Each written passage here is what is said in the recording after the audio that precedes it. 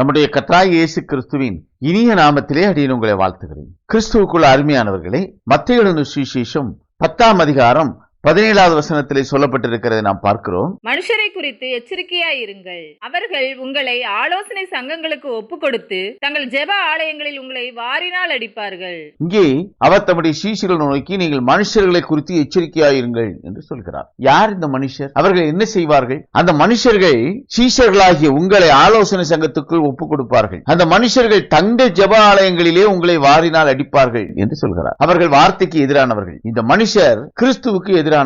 இங்க மனுஷர் கிறிஸ்துவனுடைய சீஷர்களுக்கு எதிரானவர்கள். அவர்கள் மனுஷர்கள்.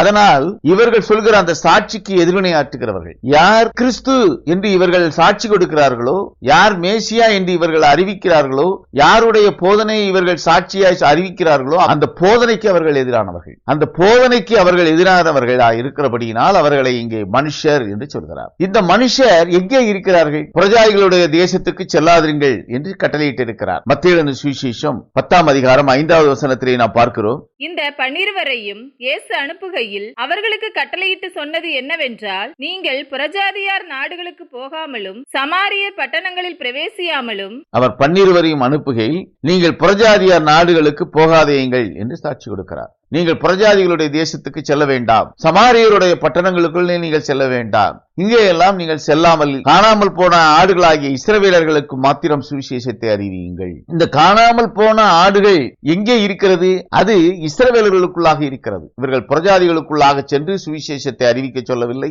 இவர்கள் புறஜாதிகளுக்குள்ளாக சென்று கர்த்தர் இன்னார் என்று சாட்சியிட சொல்லப்படவில்லை. அவர்களுக்கு சொல்லப்பட்டிருக்கிறது, நீங்கள் இஸ்ரவேல் வீட்டார்களுக்குள்ளாக மாத்திரம் வார்த்தையை சாட்சியிடுங்கள், கர்த்தரை குறித்து சாட்சியிடுங்கள், மேசியாவை குறித்து சாட்சியிடுங்கள் என்று சொல்லப்பட்டிருக்கிற பிரமாணமாகவே கட்டளையிடப்பட்டிருக்கிறதை நாம் பார்க்கிறோம். கிறிஸ்துவுக்குள் அருமையானவர்களே, இங்கே கர்த்தர் கூறிய இந்த வார்த்தையின்படியாக இந்த மனுஷர் என்பவர்கள் இங்கே யூதர்களுக்குள்ளாக இருக்கக்கூடிய ஒரு பிரிவினர், இஸ்ரவேலருக்குள்ளாக இருக்கக்கூடிய அவிசுவாசிகள். எதிலே அவிசுவாசம் கொண்டவர்கள்? அவர்கள் கிறிஸ்துவினிடத்திலே அவிசுவாசம் கொண்டவர்கள், கிறிஸ்துவின் போதனை இடத்திலே அவிசுவாசம் கொண்டவர்கள், அவர் கொடுக்கக்கூடிய தேவனுடைய குமாரன் தான் என்று கொடுத்த சாட்சிக்கு எதிரானவர்கள். அப்படி இருக்கக்கூடிய இந்த ஜனங்களை அவர் மனுஷர் என்று சாட்சி கொடுக்கிறார். இவர்களுடைய சிந்தனை மாமிசத்துக்கு ஏற்ற சிந்தனை கொண்டவர்களாக இருப்பார்கள். மனுஷர் என்று சொல்லக்கூடிய இந்த பிரிவு உள்ள ஜனங்கள் இஸ்ரவேலில் இருக்கக்கூடியவர்கள், இஸ்ரவேல் ஜனங்களுக்குள்ளாக வேறு விரிக்கப்பட்டவர்கள், இஸ்ரவேல் ஜனங்களுக்குள்ளாக இடப்புறத்திலே ஒதுக்கப்பட்டிருக்கிற மந்தையின் ஆடுகள். இவர்கள் மாமிச சிந்தை கொண்டவர்கள், இவர்கள் ஆவியின் சிந்தை இல்லாதவர்கள், இவர்கள் சத்தியத்தினை ஏற்றுக்கொள்ளாதவர்கள், இவர்கள் தேவனை அறியாதவர்கள் என்று சாட்சியிடப்பட்டிருக்கிறது. கிறிஸ்துவுக்குள் அருமையானவர்களே, இந்த மனுஷர் என்று சொல்லப்பட்டிருக்கிற இந்த பாத்திரங்களுடைய சிந்தையானது மாமிச சிந்தை கொண்டதாக இருக்கும். அது ஆவியின் சிந்தைக்கு எதிரானதாக இருக்கும். அது ஆவியின் சிந்தைக்கு எதிரானதாக இருக்கிறதோடு மாத்திரமல்ல, அது சத்தியத்தை எதிர்த்திருக்கக்கூடிய கிரியைகளை செய்வதாகவே கர்த்தர் இங்கு சாட்சி கொடுக்கிறதை பார்க்கிறோம். ஆலோசனை சங்கங்களிலே கொண்டு போய் அவர்களை ஒப்புக் கொடுப்பார்கள், அவர்களை தண்டனைக்குரிய குற்றவாளிகளாக கொண்டு ஒப்புக் கொடுப்பார்கள் என்று சாட்சி கொடுக்கிறார். மேலும் இந்த மாமிச சிந்தை கொண்ட சத்தியத்தை அறியாதிருக்கக்கூடிய இந்த ஜனங்கள், சத்தியத்தை அங்கீகரியாத இந்த ஜனங்கள் இஸ்ரவேலர்களுக்குள்ளாக இருக்கக்கூடிய ஒரு பிரிவினர். இவர்கள் சத்தியத்தினை அங்கீகரிக்கிறதில்லை. இவர்கள் தேவன் இன்னார் என்று அறியாதவர்கள். தேவன் இன்னார் என்று அறியாததினால் அவர்கள் சத்தியத்திற்கு எதிர்த்திருக்கிறார்கள். சத்தியம் பிதாவாகிய தேவனால் அனுப்பப்பட்ட குமாரன், அந்த குமாரனுக்கு எதிர்வினையாற்றுகிறவர்களாகவே அவர்கள் காணப்பட்டார்கள். தங்களுடைய கிரியைகளிலே கர்த்தரை குறித்து சாட்சி கொடுக்கக்கூடிய அந்த சீஷர்களை அவர்கள் ஆலோசனை சங்கங்களுக்கு ஒப்புக் கொடுத்து குற்றவாளிகளாக நிறுத்துவார்கள்.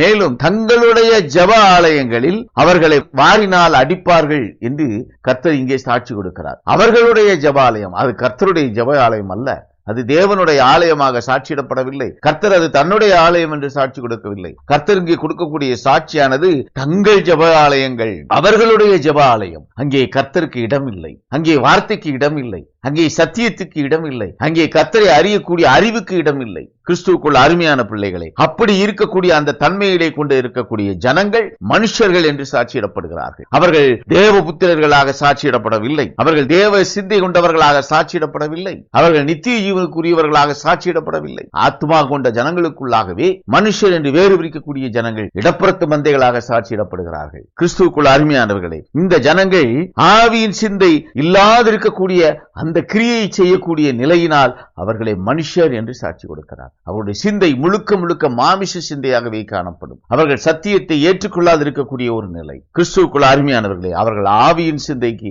எதிர்த்து நிற்கக்கூடியவர்கள். அவர்களுடைய சிந்தை கர்த்தர் காட்சியிட்டு இருக்கபடியாக அங்கே மாமிச சிந்தையாகவே அறிவிக்கப்படுகிறது. அவர்கள் மனுஷர் என்று வேறுபிரிக்கப்படுகிறார்கள். ஆவியின் சிந்தையானது கர்த்தத்துவ சிந்தையாகும். கர்த்தத்துவ சிந்தை அது ஆவியின் சரீரத்துக்கு உரிய சிந்தையாக சாட்சியிடப்பட்டிருக்கிறது. நித்திய ஜீவனை பெறுவதற்காக கட்டளையிடப்படக்கூடிய அந்த கிரியைகளை அங்கீகரிக்கக்கூடிய சிந்தையே கர்த்தத்துவ சிந்தையாக சாட்சியிடப்பட்டிருக்கிறது. அதுவே ஆவியின் சிந்தையாக சாட்சியிடப்பட்டிருக்கிறது. மாமிச சிந்தை அது தேவத்துவ சிந்தை, அது மாமிச சரீரங்களுக்குரிய வரக்கூடிய சிந்தை. அது படைக்கப்பட்டிருக்கிற சிருஷ்டிக்கப்பட்டிருக்கக்கூடிய நிலையிலே அதை குறித்து சிந்திக்கக்கூடிய ஒரு நிலை. அதற்கு மேலான சிந்தைக்குள்ளாக செல்ல இயலாது இருக்கக்கூடிய ஒரு நிலையே அங்கே மாமிச சிந்தை என்று சாட்சியிடப்பட்டிருக்கிறது. வேதம் சாட்சி கொடுக்கிறது மாமிச சிந்தை மரணம் என்று. இங்கே இந்த மாமிச சிந்தை கொண்டிருக்கிற இந்த ஜனங்கள் குறித்து எச்சரிக்கையாயிருங்கள் என்று கர்த்தர் சாட்சி கொடுக்கிறார். ஏனென்றால் தங்களுடைய ஜெப ஆலயங்களிலே உங்களை துன்பப்படுத்துவார்கள், உங்களை வாரினால் அடிப்பார்கள் என்று சாட்சி கொடுக்கிறது நாம் பார்க்கிறோம். கிறிஸ்துவுக்குள் அருமையானவர்களே, தேவத்துவ சிந்தை கர்த்தத்துவ சிந்தை இரு பிரிவாக பிரிக்கப்படுகிறது. தங்கள் சிந்தையிலே வீணரானார்கள் என்று பவுல் கொடுக்கக்கூடிய சாட்சியை நாம் வேதத்திலே பார்க்கிறோம். தங்களுடைய சிந்தை எப்படிப்பட்ட சிந்தையாக இருந்தது? அங்கே மனுஷருடைய சிந்தையாக அவர்களிடத்திலே காணப்பட்டது. இஸ்ரவேலர்களுக்குள்ளாக இடப்புறத்துக்கு என்று பிரிக்கப்பட்டிருக்கிற அந்த ஜனங்களுடைய சிந்தை அது மாமிச சிந்தையாக காணப்பட்டது, அது மனுஷ சிந்தையாக காணப்பட்டது. அந்த மாமிச சிந்தையே மரணத்துக்குரியதாக அங்கே செல்லக்கூடிய ஒரு நிலை. கிறிஸ்துவுக்குள் அருமையானவர்களே, அதே போலத்த ஒரு நிலையிலே சிந்தை எப்படி மாமிச சிந்தையாகவும் சிந்தை எப்படி ஆவியின் சிந்தையாகவும் வேறுபிரிக்கப்பட்டிருக்கிறதோ அதே தன்மைக்குள்ளாக அந்த மனுஷரும் கிரியைகளின் மூலம் வேறுபிரிக்கப்படுகிறார். கிரியைகள் தேவத்துவ கிரியைகள் என்றும் கர்த்தத்துவ கிரியைகள் என்றும் இரண்டு தன்மையாக பிரிக்கப்பட்டிருக்கிறது. தேவத்துவ கிரியை அது மாமிசத்திலே காணக்கூடிய கிரியைகள், தேவத்துவ கிரியைகள் அது மாமிசத்திலே நாம் செய்யக்கூடிய கிரியைகள், ஆவிக்குரிய கிரியை அது கர்த்தத்துவ கிரியை ஆகும். கிறிஸ்துவுக்குள் அருமையானவர்களே, கிரியைகளிலும் இரண்டு தன்மையாக பிரிக்கப்படுகிறது. தேவத்துவ கிரியை, மற்றொன்று கர்த்தத்துவ கிரியை. கர்த்தத்துவ கிரியையே ஒரு ஆத்மாவை நித்திய ஜீவனுக்கு கொண்டு செல்லக்கூடிய ஒரு நிலை. கர்த்தத்துவ கிரியையே ஒரு ஆத்மா கொண்டவனை நீதிமான் என்று சாட்சியிடக்கூடிய ஒரு நிலை. கர்த்தத்துவ சிந்தையே ஒரு ஆத்மா கொண்டவனை பரிசுத்தமுள்ளவனாக சாட்சியிடக்கூடிய ஒரு நிலை. கிறிஸ்துவுக்குள் அருமையானவர்களே, ஆவியின் சிந்தை அதுவே ஜீவன் என்று வேதம் சாட்சி கொடுக்கிறது. கர்த்தத்துவ கிரியை அது நீதிக்குரிய கிரியை, அது ஆவிக்குரிய கிரியை, அது நித்திய ஜீவனுக்கு அழைத்து செல்லக்கூடிய கிரியை. அந்த நித்திய ஜீவனுக்கு அழைத்து செல்லக்கூடிய அந்த கிரியை எதிராக கிரியையே தேவத்துவ கிரியைகள் ஆகும். கிறிஸ்துவுக்குள் அருமையானவர்களே, தூதர்களும் அப்படியாகவே வேறுபிரிக்கப்படுகிறார்கள். தூதர்களும் தேவத்துவத்துக்கென்றும் கர்த்தத்துவத்துக்கென்றும் இரு பிரிவுகளாக பிரிக்கப்படுகிறார்கள். கர்த்தத்துவ கிரியைகளை கொண்டு செல்லக்கூடிய கிரியைக்குரிய பாத்திரங்களாக கர்த்தத்துவ தூதர்கள் சாட்சியிடப்பட்டிருக்கிறார்கள். தேவத்துவ கிரியைகளை கொண்டு செல்லக்கூடிய கிரியைக்குரிய பாத்திரங்களாக தேவத்துவ தூதர்கள் சாட்சியிடப்பட்டிருக்கிறார்கள். தேவத்துவ கிரியைகளை செய்யக்கூடிய அந்த தூதர்கள் செய்யக்கூடிய கிரியைகளை கொண்டு சாட்சியிடப்பட்டிருக்கிறது. கிறிஸ்துவுக்குள்ள அருமையானவர்களே, தூதர்கள் தேவத்துவத்துக்கென்றும் கர்த்தத்துவத்துக்கென்றும் வேறுபிரிக்கப்படுகிறார்கள். தேவத்துவ தூதர்கள் கர்த்தரை எதிர்த்து நிற்கக்கூடிய அவர்கள் அனுமதிக்கப்படவில்லை. கர்த்தரை எதிர்த்து நிற்க இயலாது, தேவனை எதிர்த்து நிற்க இயலாது. ஏனால் அவனால் சிருஷ்டிக்கப்பட்டவர்களே இவர்களும் கர்த்தத்துவ கிரியைகளுக்கு அவர்கள் எதிரானவர்கள், கர்த்தத்துவத்திலே சொல்லப்பட்டிருக்கிற பிரமாணங்களுக்கு எதிரானவர்கள். அவர்களை சிருஷ்டித்து அபிஷேகித்தவர், காப்பாற்றுவதற்கு அபிஷேகித்த தேவனாகிய கர்த்தர். எனவே தேவனாகிய கர்த்தருக்கு எதிர்வினையாற்றக்கூடிய செயல்பாடுகளுக்குள்ளாக அவன் செல்ல இயலாது. அவன் அதற்காக பணிக்கப்படவில்லை, அது அவனுக்கு கட்டளையிடப்படாத ஒன்றாகும். கிறிஸ்துவுக்குள்ள அருமையானவர்களே, ஆனால் அவனுடைய கிரியைகள் கர்த்தத்துவத்துக்கு எதிரான கிரியையாகவே சாட்சியிடப்பட்டிருக்கிறது. கர்த்தத்துவ கிரியையும் தேவத்துவ கிரியையும் மாறுபாடாக பிரிக்கப்பட்டிருக்கக்கூடிய ஒரு நிலையாகும். கிறிஸ்துவுக்குள்ள அருமையானவர்களே, கர்த்தத்துவ கிரியை தேவத்துவ கிரியைகளுக்கு மாறுபாடானதாகவே காணப்படுகிறது. கிறிஸ்துவுக்குள்ள அருமையானவர்களே, கர்த்தத்துவ கிரியை தேவத்துவ கிரியைகளில் இருந்து மாறுபட்ட ஒரு கிரியையாகும். தேவத்துவத்திலே சிருஷ்டிக்கப்பட்ட யாவும் மரிக்க வேண்டும், ஆனால் கர்த்தத்துவத்திலே ஜீவன் அது ஆக்கினைக்குட்படுத்தப்பட வேண்டும் அல்லது நித்திய ஜீவனுக்கு என்று வேறு விரிக்கப்பட்டு பரலோக சுதந்திரத்துக்குள்ளாக சென்றடைய வேண்டும். இது அழியாதிருக்கக்கூடிய ஒரு நிலை, அது மரணிக்காத ஒரு நிலை. கிறிஸ்துவுக்குள்ள அருமையானவர்களே, ஆனால் தேவத்துவ கிரியை மரணிக்கக்கூடிய ஒரு நிலை. மாமிசம் மரணத்துக்குரியது, ஆனால் மாமிச சரீரத்துக்குள்ளாக இருக்கக்கூடிய ஆவியின் சரீரம் அது கர்த்தத்துவ கிரியைக்குரியதாகும். அது மரணிக்க இயலாதிருக்கக்கூடிய ஒரு நிலை. கிறிஸ்துவுக்குள் அருமையானவர்களே, தேவத்துவ கிரியையின்படி உருவாக்கப்பட்டது மரிக்க வேண்டும். தேவத்துவ சிருஷ்டிப்புகள் யாவும் ஒரு நாள் அழிக்கப்படும். தேவத்துவ சிருஷ்டிப்புகள் யாவும் ஒரு நாள் முடிவுக்குள்ளாக வரும். தேவத்துவத்துக்குள்ளாக சிருஷ்டிக்கப்பட்ட எல்லா ஜீவராசிகளும் மரணத்துக்குள்ளாக வேண்டும். இது தேவத்துவ கிரியை. ஆனால் மரணமில்லாத ஒரு நிலையே கர்த்தத்துவ கிரியை ஆகும். கர்த்தத்துவ கிரியை மரணமில்லாத ஒரு கிரியைக்குரிய பாத்திரம். கிறிஸ்துவுக்குள்ள அருமையானவர்களே, ஏதேன் தோட்டத்திலே ஆதாமுக்கு கொடுக்கப்பட்ட பிரமாணம் ஆவிக்குரிய பிரமாணம், அது கர்த்தத்துவ பிரமாணம். அந்த பிரமாணத்தின்படியாக நன்மை தீமை அறியத்தக்க விருட்சத்தின் கனியை புசிக்கிற வேளையிலே அங்கே ஆதாமுடைய ஆவியின் சரீரம் மரணத்துக்கு என்று தீர்க்கப்பட்டுவிடும். இது கர்த்தர் ஆதாமுக்கு கொடுத்த பிரமாணம், இது கர்த்தத்துவ பிரமாணம். ஆனால் தேவத்துவத்திலே என்ன கிரியைகள் சாட்சியிடப்பட்டிருக்கிறது? தேவத்துவத்துக்குள்ளாக அந்த கனியை புசிக்கிறவன் மாமிச சரீரம் மரிக்கிறதில்லை. அதனால் தான் பிசாசானவனாக சாட்சியிடப்பட்டிருக்கிற அந்த காப்பாற்றுவதற்கு அபிஷேகம் பண்ணப்பட்ட அந்த கேரு சர்ப்பமாக வெளிப்பட்டு ஏவாள் இடத்திலே சொல்கிறான், நீங்கள் இதை புசிக்கிற நாளிலே சாகவே சாவதில்லை என்று. அங்கே மாமிசத்துக்குரிய ஒரு சிந்தை, இந்த மாமிசத்துக்குரிய சிந்தை அது மரணத்தை கொடுக்கக்கூடிய ஒரு கனியாக இல்லை. கிறிஸ்துவுக்குள் அருமையானவர்களே, அது பூமியிலிருந்து எடுத்து நட்டப்பட்ட விருட்சமாகவே சாட்சியிடப்பட்டிருக்கிறது. இந்த நன்மை தீமை அறியத்தக்க விருட்சமானது பூமியிலிருந்து எடுத்து ஏதேன் தோட்டத்திலே நாட்டப்பட்ட ஒரு விருட்சம். இங்கே பூமியிலே அதன் கனிகளை புசிக்கிறவர்கள் மரணிக்கிறதில்லை. ஏனென்றால் அது தேவத்துவத்துக்குள்ளாக மாமிச சரீரத்தை மரிக்க செய்யக்கூடிய தன்மை கொண்ட ஒரு கனியை கொடுக்கக்கூடிய விருட்சமாக காணப்படவில்லை. கிறிஸ்துவுக்குள் அருமையானவர்களே, ஆனால் கர்த்தத்துவத்து பிரமாணம் சாட்சியிடுகிறது, அதை புசிக்கிற நாளிலே சாகவே சாவா என்று. இங்கே எது பிரமாணமாக? தேவத்துவத்துக்குள்ளாக இங்கே சர்ப்பமானவன் ஏவாள் இடத்திலே தூண்டுகிறவனாக காணப்படுகிறான். இங்கே அந்த கிரியை கர்த்தத்துவத்து கிரியைக்கு மாறான ஒரு கிரியை. ஏனென்றால் தேவத்துவ கிரியை அது மாமிசத்துக்குரிய கிரியை. மாமிசத்துக்குள்ளாக இருக்கக்கூடிய அந்த தன்மையின்படியாக அந்த கனியை புசிக்கிற நாளிலே சாகிறதில்லை. அதன்படியாகவே ஏவாள் அந்த கனியை புசித்து ஆதாம் இடத்திலே கொடுத்தாள். அங்கே ஆதாம் அந்த கனியை புசித்தான். புசித்த நாளிலே ஏவாளும் மரிக்கவில்லை, புசித்த நாளிலே ஆதாமும் மரிக்கவில்லை. ஆனால் அதன் பின்னரே அவர்கள் பிள்ளைகளை பெற்று அநேக ஆண்டு காலம் உயிரோடு இருந்தார்கள் என்று வேதம் சாட்சி கொடுக்கிறது. கிறிஸ்துவுக்குள் அருமையானவர்களே, இந்த சிந்தையை மாமிச சிந்தை என்று வேதம் சாட்சி கொடுக்கிறது. அது மாமிசத்துக்கு கொடுக்கப்பட்டிருக்கக்கூடிய மரணத்துக்குரிய பிரமாணம் அல்ல, அது கர்த்தத்துவத்திலே கர்த்தத்துவத்துக்காக கொடுக்கப்பட்ட கர்த்தத்துவ பிரமாணம். கிறிஸ்துவுக்குள் அருமையானவர்களே, அதை புசித்த நாளிலே அவர்கள் மரிக்காதிருக்கக்கூடிய ஒரு நிலையாகவே அங்கே சாட்சியிடப்பட்டிருக்கிறது. ஆனாலும் அவர்கள் பிரமாணத்தை மீறினபடியினால் அந்த ஆத்துமா ஆக்கினைக்கு என்று தீர்க்கப்பட்டதாகவே வேதம் சாட்சி கொடுக்கிறது. கிறிஸ்துவுக்குள் அருமையானவர்களே, இங்கே இரண்டு தன்மை உள்ள சிந்தையை குறித்து பார்த்துக் கொண்டிருக்கிறோம். இரண்டு தன்மையை கொண்ட கிரியைகளை குறித்து பார்த்துக் கொண்டிருக்கிறோம். இரண்டு தன்மையிலே செயல்படக்கூடிய தேவதூதர்களை குறித்து பார்த்துக் கொண்டிருக்கிறோம். மாமிசத்துக்குரியவர்கள் அது தேவத்துவத்துக்குரியவர்களாகவும், ஆவிக்குரியவர்கள் அவர்கள் கர்த்தத்துவத்துக்குரியவர்களாகவும் வேறு பிரிக்கப்படுகிறது. இந்த இரண்டு தன்மையிலும் ஆளுமை செய்யக்கூடியவர் ஒருவரே, அவரே பிதாவாகிய தேவன். அந்த பிதாவாகிய தேவன் தேவத்துவத்துக்கு என்று தன்னுடைய கிரியைகளை செய்யும்படியாக அங்கே ஒருவனை அபிஷேகித்து தன்னுடைய கிரியைகளை நடப்பிக்க அவன் பணிக்கப்படுகிறான். அவன் காப்பாற்றுவதற்காக அபிஷேகம் பண்ணப்பட்டவன். மற்றொருவரும் கர்த்தத்துவத்துக்காக பணிக்கப்பட்டிருக்கிற பணி, கர்த்தத்துவத்துக்காக பணிக்கப்பட்டிருக்கிற பணியை குமாரன் என்று சொல்லப்படக்கூடிய பிரமாணம் ஆவியின் சரீரம் கொண்டவர்களுக்குள்ளாக கட்டளையிடப்பட்டது. அந்த பிரமாணங்களின்படி நடக்கிறவர்கள் நீதிக்குரிய கிரியைகளை செய்தவர்களாக நித்திய ஜீவனை சுதந்திரிக்கிறவர்களாகவே சாட்சியிடப்படுகிறார்கள். தேவத்துவத்துக்கு என்று கொடுக்கப்பட்டிருக்கிற அந்த பிரமாணங்கள் அது மனுஷனிடத்திலே ஒப்புக் கொடுக்கப்பட்டிருக்கிறது. அது மனுஷனிடத்திலே ஒப்புக் கொடுக்கப்பட்டிருக்கிறதை பவுலும் சாட்சி கொடுக்கிறான். அவன் விருதாவாக பட்டயத்தை பிடித்துக் கொண்டிருக்கவில்லை என்று. தேவத்துவத்துக்குரியவர்களுக்கு மேலான ஆளுமை கொண்டவர்களுக்கு கீழ்ப்படியுங்கள் என்று பவுல் கொடுக்கக்கூடிய நிருபத்திலே சாட்சியாக நாம் பார்க்கிறோம். கிறிஸ்துவுக்குள் அருமையானவர்களே, இந்த கிரியைகள் தேவத்துவ கிரியைகளுக்குரிய நன்மை தீமை அறியத்தக்க நிலைக்குள்ளாக நடக்கக்கூடிய அந்த கிரியைகள் ஒரு ஆத்மா கொண்டவனை நித்திய ஜீவனுக்கு என்று அழைத்து செல்லக்கூடிய ஒரு காரணியாக காணப்படாது. கிறிஸ்துவுக்குள் அருமையானவர்களே, ஆவிக்குரிய பிரமாணம் கர்த்தத்துவ பிரமாணம், கர்த்தத்துவ பிரமாணம் எதை கட்டளையிடுகிறதோ அந்த கிரியைகளை செய்கிறவனை நித்திய ஜீவனை சுதந்திரிக்கக்கூடிய கிருபை பெற்றவனாக சாட்சியிடப்படுகிறான். ஆவிக்குரிய சரீரம் கொண்டிருக்கிறவர்களுக்கு கர்த்தத்துவத்திலே காலத்துக்கு காலம் ஜனங்களுக்கு ஜனம் பிரமாணம் மாற்றி அமைக்கப்பட்டு வருகிறது. பிரமாணங்களாக கட்டளையிடப்படுகிற கர்த்தத்துவ கிரியைகளை செய்கிறவர்கள் நீதிமான்களாக நித்திய ஜீவனை சுதந்திரிக்க கிருபை பெற்ற ஜனமாக சாட்சியிடப்படுகிறார்கள். கிறிஸ்துவுக்குள் அருமையானவர்களே, இங்கே மனுஷர் என்று வேறு பிரிக்கப்படுகிறவர்கள் ஆவியின் சரீரத்துக்கு மாறான கிரியை செய்கிறவர்கள். ஆவியின் சரீரத்துக்கு ஏற்ற கிரியைகளை செய்கிறவனே நித்திய ஜீவனை சுதந்திரிப்பவனாக காணப்படுகிறான். கிறிஸ்துவுக்குள் அருமையானவர்களே, ஆத்மா என்ற உள்ளான ஆவியின் சரீரத்தை கொண்டவர்களுக்குள்ளாக மாமிச சிந்தை உள்ளவர்கள் மனுஷர்கள் என்று வேறு பிரிக்கப்படுகிறார்கள். இந்த மனுஷர் என்று சொல்லப்படுகிற இந்த ஜனங்களுக்குரிய சிந்தை முழுக்க முழுக்க மாமிச சிந்தையுக்குரியதாகவே காணப்படும். அது ஆவியின் சிந்தையை ஏற்றுக்கொள்ளாது இருக்கக்கூடிய ஒரு நிலை, அது ஆவியின் சிந்தைக்கு எதிர்த்து இருக்கக்கூடிய ஒரு நிலை. கிறிஸ்துவுக்குள் அருமையானவர்களே, இந்த தன்மையை மனுஷர் என்று சாட்சியிடப்பட்டிருக்கிறது. கிறிஸ்துவுக்குள் அருமையான பிள்ளைகளை, வெளிப்படுத்தின விசேஷத்திலே 4 தன்மையிலான ஜீவன்களை குறித்து சாட்சியிடப்பட்டிருக்கிறது. அதிலே ஒரு ஜீவனானது மனுஷ முகம் கொண்ட ஜீவன் என்று வெளிப்படுத்தின விசேஷம் 4ஆம் அதிகாரம் 7வது வசனத்திலே கொடுக்கப்பட்டிருக்கிற சாட்சியை நாம் பார்க்கிறோம். முதலாம் ஜீவன் சிங்கத்திற்கு ஒப்பாகவும், 2ஆம் ஜீவன் காளைக்கு ஒப்பாகவும், 3ஆம் ஜீவன் மனுஷ முகம் போன்ற முகமுள்ளதாகவும், 4ஆம் ஜீவன் பறக்கிற கழுகுக்கு ஒப்பாகவும் இருந்தன. அது மனுஷ முகம் கொண்ட ஜீவனாக காணப்படுகிறது. கிறிஸ்துவுக்குள் அருமையானவர்களே, 4 ஜீவன்கள்.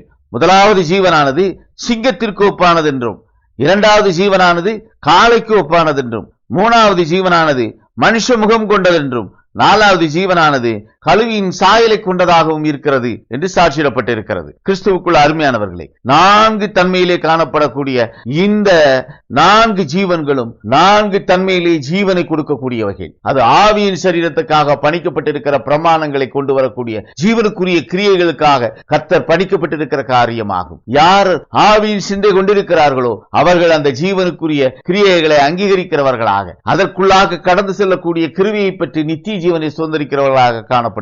கிறிஸ்துவுக்குள் அருமையானவர்களே, முதலாவது எழும்பக்கூடிய அந்த ஜீவனானது சிங்கத்துக்கு ஒப்பா இருந்தது என்று சாட்சியிடப்பட்டிருக்கிறது. கர்த்தர் ஆபிரகாம், ஈசாக்கு, யாக்கோபு என்னும் நம்முடைய முற்பிதாக்களை ஆதாமுடைய சந்ததியில் இருந்து வேறு பிரிக்கிறார். அப்படி வேறு பிரிக்கும் பொழுது தன்னுடைய நாமத்தை சர்வ வல்லமையுள்ள தேவன் என்று ஆபிரகாம், ஈசாக்கு, யாக்கோபுக்கு வெளிப்படுத்துகிறார். கிறிஸ்துவுக்குள் அருமையானவர்களே, இந்த முதலாவது ஜீவனானது சிங்கத்துக்கு ஒப்பாக இருக்கக்கூடிய நம்முடைய முற்பிதாக்கள். இந்த ஜீவனானது அந்த முற்பிதாக்களுக்கு அளிக்கப்பட்டிருக்கிற அந்த ஆவியின் பிரமாணத்துக்குரிய கிரியைக்குரிய காரணியாகவே காணப்படுகிறது. அவைகள் கொடுக்கக்கூடிய ஜீவன் நம்முடைய முற்பிதாக்களுக்கு அருளப்பட்ட ஜீவன். அதன் பின்னர் எழக்கூடிய 2வது ஜீவனானது காளைக்கு ஒப்பானது என்று சாட்சியிடப்பட்டிருக்கிறது. காளை இஸ்ரவேலர்கள் பலியிடுவதற்காக பணிக்கப்பட்டிருக்கக்கூடிய ஒரு பலிக்குரிய காரியமாகும். கிறிஸ்துவுக்குள் அருமையானவர்களே, இங்கே யெகோவா தேவன் இஸ்ரவேலர்களை எகிப்து தேசத்தில் இருந்து அழைத்துச் செல்லும் பொழுது அங்கே பலியிட அவர்கள் அனுமதிக்கப்படுகிறார்கள். அவர்கள் காளைகளை பலியிட்டார்கள் என்று வேதம் சாட்சி கொடுக்கிறது. அந்த காளைகளை பலியிடக்கூடிய அந்த சிந்தை கொண்ட ஜனங்கள் அங்கே காளையை சுரூபங்களாக உருவாக்கும் போது அங்கே அவர்களுடைய கிரியைகள் மனுஷனுக்குரிய கிரியையாக வேறுபிரிக்கப்படுகிறது. அது மாமிச சிந்தையின் மூலம் வேறுபிரிக்கப்பட்டது.